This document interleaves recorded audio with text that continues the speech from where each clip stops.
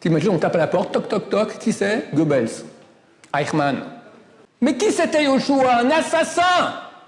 C'est le plus grand cadeau que Dieu ait pu faire avec son peuple. Ceux qui font le choix de ça, c'est grâce à eux que Mashiach vient.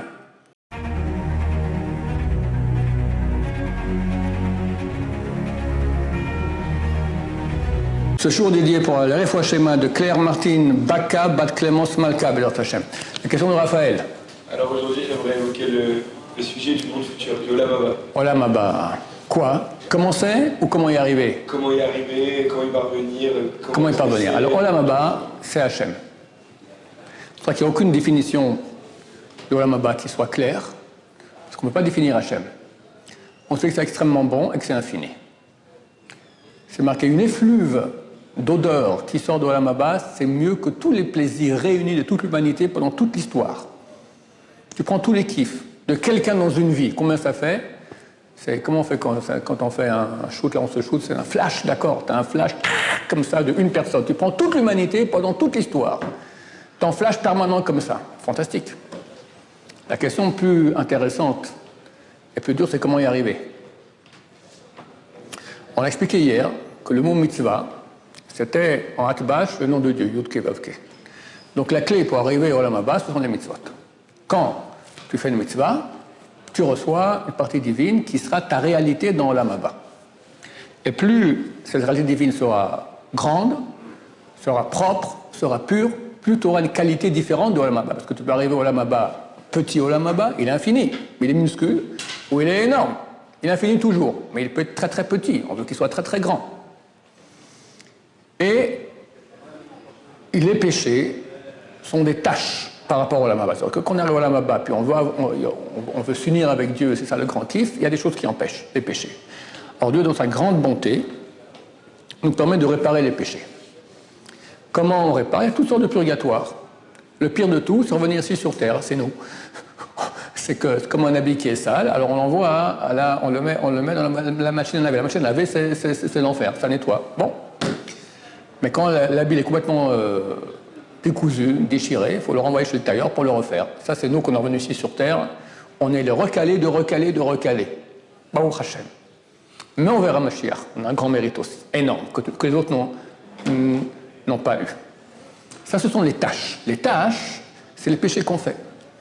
Alors on peut réparer les tâches par la tchouva. C'est un des grands cadeaux qu'Hachem nous a fait, que lorsque quelqu'un va dire « je regrette ce que j'ai fait » et j'arrête de le faire, ce péché-là, Dieu pardonne le péché. C'est fantastique. Quelqu'un qui a tué, quelqu'un qui a une relation avec une femme interdite, adultère, d'accord, il la rend interdite à son mari.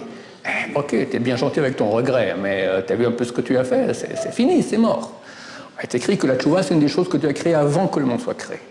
Dans le monde, on a le temps, passé, présent, futur. Avant que le monde soit créé, il n'y avait pas le temps. Le temps, c'est une invention. Einstein dit que le temps, il dépend de la matière. Quand tu veux influer sur la matière, tu vas influer sur le temps. D'accord? On sait aujourd'hui qu'il y a dans l'espace plusieurs trous noirs. Vous savez quoi les trous noirs?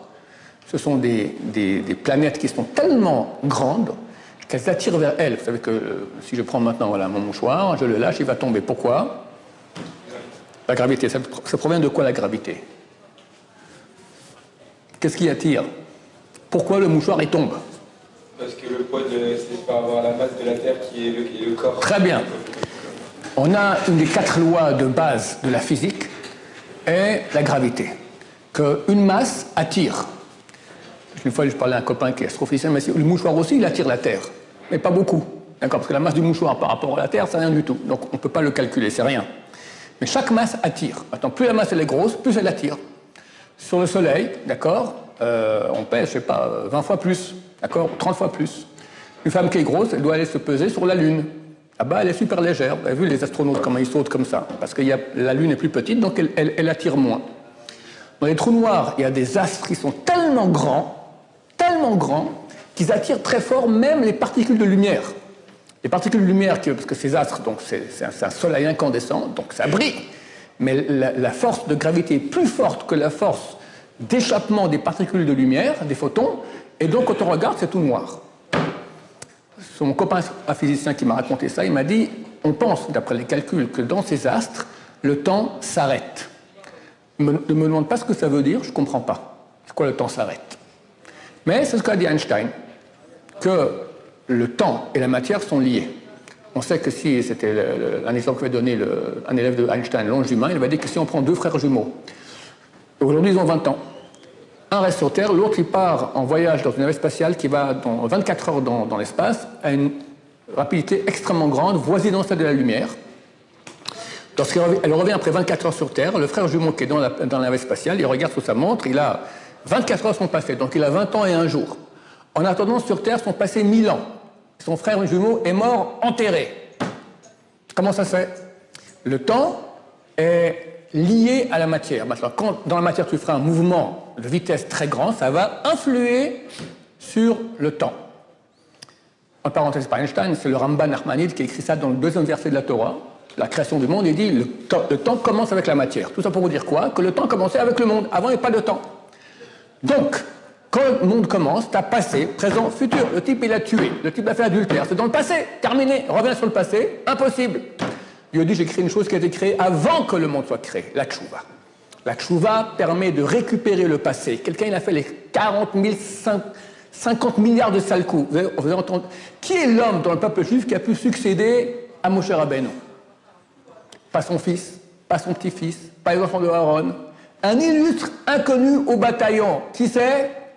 Qui c'est? Le successeur de Moshe. Rav Samuel. Yoshua bin Nun. C'est qui Yoshua bin Nun? Nun, en araméen, ça veut dire poisson. Yoshua, le fils du poisson. C'est quoi? C'est un Tunisien, c'est les poissons de Ainara, d'accord? Le Midrash dit comme ça. C'est un Midrash archi inconnu. La source, c'est l'introduction du livre Rav Pe'alim qu'a écrit Rabbi Abraham, fils du Gaon de Vilna. Là-bas, ici, ce Midrash-là. Qui dit que Yoshua, c'était un petit bébé juif qui a été jeté dans le Nil. Et a été repêché par des pêcheurs égyptiens, d'où son nom, fils du poisson. Et a été éduqué par les Égyptiens, ne sachant pas qu'il est juif. C'est un type très très fort. Et il est devenu le bourreau, le chef des bourreaux égyptiens. Et il a pendu des milliers de juifs, y compris son propre père. Et la coutume était que le bourreau il pouvait coucher avec le mari du type qu'il avait tué. Donc il voit aller coucher avec sa mère. Sa mère le reconnaît. Et il a une tache dans le dos, normalement c'était mon fils. Elle voit la tache. T'es mon fils. Il apprend ça et il fait tchouva. T'imagines, on tape à la porte, toc toc toc, qui c'est? Goebbels, Eichmann. Et d'autres de la compagnie. Excusez, on vient de m'apprendre que j'étais juif. Je m'excuse, hein, les millions de juifs que j'ai tués durant la Shoah, je ne referai plus. Vous me pardonnez? Comme on te pardonne, on va régler son compte, on règle un peu les comptes, après peut-être on le laisse derrière caché, on ne veut pas le voir. Yoshua devient le second de Moshe Rabbeinu, et le seul du peuple juif qui peut lui succéder. Alors Yosef, il n'allait jamais sur les tombes des tzadikim, presque jamais. Un jour, il y a une vidéo, il a dit, je veux aller sur la tombe de Yoshua. Yoshua, c'est une demi-heure. Vous voulez y aller peut-être, Rav Samuel, aujourd'hui, au lieu d'aller à la mer? Allez, à une demi-heure ici, il y a un village arabe, Tel Hares. Au milieu, il y a la tombe, la place, moi j'étais il y a 40 ans, même pas de goudron, c'était encore de la terre, d'accord? C'était la tombe de Yoshua bin Nun. Alors Yosef, il a dit, il parlait avec Dieu. Il était avec Moshe Rabbeinu au Mont Sinaï. Il est monté avec Moshe, il s'est arrêté à un endroit, et après Moshe a continué, mais c'est le seul qui a pu monter. Extraordinaire, je vais aller sur sa tombe. Mais qui c'était Yoshua? Un assassin de milliers, dont son père. Il a fait tchouva, regarde ce cadeau de Dieu, quelqu'un dit Dieu, je regrette ce que j'ai fait, vraiment. J'aurais tellement voulu que ça n'ait pas eu lieu. Dis-tu, oh, pour moi, c'est comme si ça n'a pas eu lieu. Et si on fait tchouva par amour, ça change le péché en mérite, en mitzvah. T'imagines? Quelqu'un fait une mitzvah. Le mitzvah ce matin, comment? Moi, je suis endormi. La prière, on tourne les pages. Bon, tu as fait une mitzvah, tu crées un ange. Mais l'ange, il a la même tête que toi quand tu fais la mitzvah. À quelle tête? Endormi, le type, il n'est pas là. On va couper la tête, d'accord? Tu as un ange sans tête. Quelqu'un fait la prière sans penser ce qu'il dit, il n'a pas de tête, d'accord? C'est un ange sans tête. Par contre, tu vas en boîte. Christine, d'accord? Ou Rachel. Et on danse, puis après on fait une avérale, on s'éclate, extraordinaire. Tout le corps, la pensée, l'essence, tout est là. Tu as fait le péché, tu as créé un géant de mal, un ange du mal. Goldorak. Bon, tu n'en as pas un. Bernard, t'es beau gosse, tout ça, tu en as 10 000. Et tu fais tchouva. qu'est-ce qui se passe? Les anges pécheurs sont transformés en anges bienfaiteurs. Tout à coup, tu as maintenant 10 000 anges. Mais tu as vu leur tête? C'est des Goldorak, qui étaient des Goldorak du mal, sont des Goldorak du bien. Ta prière, tes filles, regarde, ils sont à moitié coupés, on n'a pas de tête, pas de bras, c'est des anges de nul. Tu as vu un peu maintenant les anges que tu as grâce à Christine? Ça, c'est la tchouva. C'est le plus grand cadeau que Dieu ait pu faire avec son peuple. Que Dieu accepte le regret comme déracinement de l'acte qu'on a fait. Et prend ce soir d'arrêter. Combien de temps ça prend? Le Talmud, traité Kiddushin, page 39, dit si un rachat, une ordure, et dit une femme, tu m'es marié, je te donne cette bague, tu m'es sanctifié par cette bague, à condition que je sois un tzaddik parfait. Il lui met la bague. Marié ou pas? S'il n'est pas tzaddik parfait, non. Marié. Pourquoi? La Gemara dit peut-être il a pensé faire le choix, il dit je regrette ce que j'ai fait. Rien que ça! Combien de temps ça prend? Même pas une seconde. Il a appelé tzaddik gamour, tzaddik parfait. Parfait. Cette femme, elle est mariée. Si elle veut quelqu'un d'autre, elle doit avoir un guet. C'est pas un cadeau, ça. Ça, c'est Olam Haba. Ça, c'est Olam Haba. Celui qui peut faire des péchés et après faire tchouva, c'est Olam Haba assuré. C'est marqué qu'aucun tzaddik parfait ne peut arriver au niveau d'un bal tchouva. Tzaddik parfait, on a connu 4 durant l'histoire qui n'ont jamais fait de péché. L'ordure qui a fait tchouva, il est plus haut qu'eux. Le Zohar HaKadosh, il dit que dans l'Olam Haba, il y a plusieurs mondes. Il y a un, c'est le 3e des mondes. Là-bas sont les tzadikim. Et un, le 4e, c'est les balais tchouva. Les tzadikim aimeraient bien aller voir qu'est-ce qui se passe là-bas chez les balais tchouva. Interdit, même aller regarder, ils ne peuvent pas. Et le type qui a fait les 400 000 coups, après il a fait tchouva, il va dans le 4e monde. Alors qu'est-ce qu'on attend, messieurs? On va plonger dans la tchouva. C'est beau, c'est grand, fantastique. C'est que le Mashiach vient grâce à ça. Tous les matins, vous dites dans la prière, si vous le dites, où va le Tzion Goël, et vient à Sion le Rédempteur. Ou le Shavé Fesha Yaakov, à ceux qui reviennent du péché dans Yaakov. C'est quoi Fesha? Péché. Péché vient du mot hébreu Pesha. Il y a 3 niveaux de gravité dans le péché. Yachet, c'est fait involontaire. Tu as Avon, quand c'est volontaire. Tu sais que c'est interdit, tu fais quand même. Pesha, c'est exprès. Tu as 2 filles. Les 2 sont interdites. Mais tu as la Goya, non, tu vas dire, tu as la femme mariée, la femme non mariée. Tu prends exprès la mariée. Elles sont les mêmes belles, mais exprès contre. Tu as 2 morceaux de viande, un kasher, un taref. Même prix, même goût. Je prends exprès le taref pour embêter. Ceux qui font le choix de ça, c'est grâce à eux que Mashiach vient. Comme c'est écrit dans Bereshit. Bereshit, première c'est la Torah. Au début du création de la terre, et l'Esprit de Dieu planait sur la surface des eaux. Le Midrash dit, c'est quoi l'Esprit de Dieu? Le nom du Mashiach, qui planait sur la surface des eaux, des larmes du peuple d'Israël qui font tchouva. C'est quand ça, messieurs? C'est aujourd'hui. On a parlé hier des millions de gens qui font tchouva, c'est aujourd'hui. Allez-y, pleurez, faites tchouva, Mashiach avant quelques semaines, vous êtes au top. Et sinon, pauvre type. Parce qu'une fois que Mashiach revient, il n'y a plus de tchouva terminé. Tous les comptes sont terminés. On a des comptes. Voilà, tu prends la photo, comme tu es, c'est comme ça pour l'éternité. Pauvre type! T'étais chez Rav Shaya, il t'a dit fais tchouva, t'as pas fait tchouva, il t'a dit Mashiach, il arrive! Bezrat Hashem, Bezrat Hashem, Bezrat Hashem. Dieu, il est saint, il est kadosh. Pour pouvoir s'unir avec Dieu dans le paradis, il faut être kadosh. La kedusha, la sainteté, c'est spécialement 2 choses. Le Shabbat, c'est la source de la kedusha dans le monde, mais c'est un Shabbat parfait, sans aucun péché. Dire à Shabbat, demain, je prends le train pour Paris, c'est interdit. Tous n'ont pas le droit de le faire pendant Shabbat, on n'a pas le droit de dire qu'on veut le faire. On peut dire qu'on l'a fait. Hier, j'étais en train à Paris, mais demain, je ne peux pas. C'est plus grave ça que tenir un billet de 100 € dans sa main. Shabbat. Faire attention parce que c'est un des grands pièges. Et, hélas, chers amis, les filles,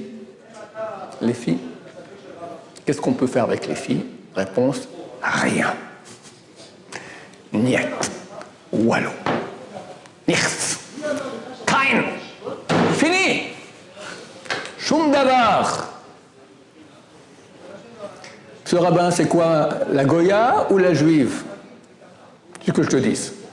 La Goya, le Zohar, il dit, mais c'est des malédictions terribles. Parce que Abraham Avinu se trouve à l'entrée de l'enfer. Chaque juif qui va descendre, il voit la Brit Mila, tac, il attrape. Parce que c'est lui qui a fait la Brit Mila. À part quelqu'un qui a descendu avec une Goya et qui n'a pas fait de chouva. Il a la valeur en enfer, descend, pauvre type. Bon, alors les juifs, non. Parce que d'après le sens simple, la juive, c'est carette. Retranchement de l'âme. La Goya, c'est pas carette. Bon, alors tout seul. Ah oui, c'est moins grave. Mais Shulchan Aruch, chapitre 23 de Even Hazer, dit tout seul, c'est le pire des péchés de toute la Torah. Alors je fais quoi? Désolé, mon cher ami, que je te dise. Entre nous, c'est mieux tout seul qu'avec une femme. Mais c'est très grave aussi. Marie-toi. Marie-toi. Tu te maries avec ta femme, voilà, c'est permis. Tout est permis. Presque tout est permis. Avant, c'est la Kedusha. C'est pour ça que c'est très, très, très, très dur. Et aujourd'hui, qu'on est avant que Mashiach vienne, le Yetzer Hara, c'est la pire époque de l'histoire. Vous savez tous pourquoi est-ce qu'on mange la matzah à Pessah? On n'a pas eu le temps de laisser la pâte fermenter, se lever. Pourquoi? Attends encore un peu. Combien ça prend? 12 minutes? 18 minutes? Attends, et après mange un bon pain. Il ne fallait pas qu'on reste une seconde de plus en Égypte. Pourquoi? Parce que si on restait encore en Égypte, encore un tout petit peu, on rentrait dans le 50e portail d'impureté. Et là, c'était qu'on ne peut plus jamais en sortir. On est descendu qu'à 49, il y en a 50, 49. Quand on allait rentrer dans 50, on a dit « Ah, halte! Tout le monde dehors! Sinon, cuit !» Pendant 49 jours, on s'est purifié. On est arrivé au 49e portail de pureté, par rapport à l'encontre des 49 jours du Homer, et Shavuot, on reçoit la Torah. Mais, on est arrivé qu'au 49e portail de pureté. Il y en a 50. On veut le 50e. Mon cher ami, pour arriver au 50e en pureté, il faut descendre le 50e de l'impureté et sortir de là-bas. Mais si on va là-bas, on est cuit, on ne ressort plus. Ça, c'était les Juifs avant la sortie d'Égypte. Ils n'avaient pas encore la Torah. Ils seraient attendu le 50e, c'était mort. Maintenant que tu as la Torah, tu peux arriver, tu dois arriver dans le 50e et de là sortir, arriver au 50e de pureté. C'est quand le 50e portail d'impureté? C'est aujourd'hui, messieurs, Internet, les boîtes, les filles. Tout le Sahara, il ne s'est pas défoulé aujourd'hui, soit adorateur de Bouddha ou du crucifié, ou fait des fêtes de manger le porc. Ouais, on s'en fout, ces trucs-là. Les filles, le monde vit sur ça. 1,5 milliard de connexions quotidiennes de porno sur Internet. 1,5 milliard. La vérité, le monde ne mérite pas d'exister encore. C'était comme ça à l'époque du déluge. Et pas que pire, parce qu'à l'époque du déluge, tu vas voir une fille, il faut encore taper à la porte. Alors, c'est disponible. Aujourd'hui, tu n'as pas besoin. Tu as le bouton tic. D'accord? Pas que tu vas voir des... C'est elle qui... Tu as des invitations à toutes les prostituées du coin qui t'écrivent. C'est 1000 fois pire aujourd'hui. Normalement, le monde aurait pu déjà effacer depuis longtemps. Tu veux pas un monde pareil de débauche.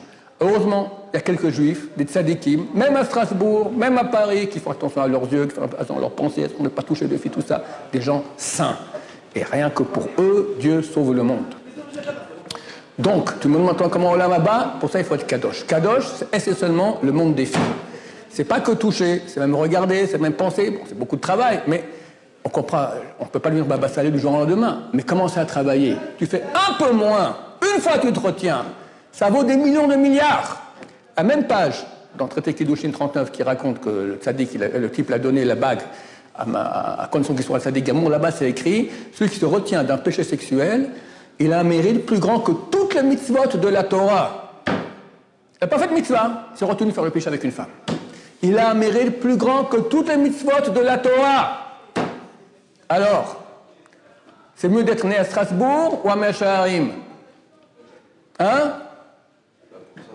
Strasbourg! Mais non, parce que le type à Mechaharim se retient avec des filles, ou des filles à Mechaharim. Il n'y a pas, il faut vraiment il faut le chercher. Mais à Strasbourg, tu veux pas, tu sors dans la rue, t'as que ça! Ou à Paris, partout dans le monde. Alors c'est écrit, celui qui dit je vais faire des péchés et je ferai tchouva, on l'empêche de faire tchouva. Mais s'il n'a rien dit, il est né à Strasbourg, misken, d'accord? Dieu a dit, mon cher ami, toi tu vas être à Strasbourg, en France, au XXIe siècle, avec Internet, et tu auras des tentations énormes, et tu vas te retenir. Ça c'est un cadeau, parce que c'est dur, mais celui qui se retient même une fois, énorme. Plusieurs fois, il devient kadosh. C'est les héros du peuple juif. Mashiach, il arrive, il est aux premières loges, assis à la table du Mashiach. Assis à la table du Mashiach. Vous comprenez l'enjeu? Qui s'habille avec les plus belles filles du monde. Ça vaut la peine. Si je fais pécher ce bon juif, là, il va tout rater. Et vous savez comme moi à quel point c'est dur cette épreuve. Allez-y, vous êtes les héros du peuple juif. Pas les héros, les héros. Avec un H. Vous êtes peut-être les zéros, mais vous avez passé de zéro à héros, Bezrat Hashem. Fini. On met des filtres sur les portables, on devient kadosh. Tu pourras pas, si tu peux le jour au lendemain, fantastique. Mais c'est dur, mais commence un peu. Au moins tu montres à Dieu que tu fais des efforts. T'es en montée. Dieu voit. Ok, très bien. Et entre nous, chers amis, il y a un impact pour toute la vie après. Parce que les péchés qui font payer le plus dur toutes les souffrances, peut-être 99% des souffrances qu'il y a dans le monde, c'est à cause des péchés sexuels. Donc il y a des factures pour tout. Tu vois combien de couples qui ne tiennent pas aujourd'hui, il n'y a que ça. De quoi ça vient, hein? Les bêtises de la jeunesse, très souvent. Et la bracha, et la pauvreté, machin, tout ça. Baruch Adonai, l'olam, amen va amen.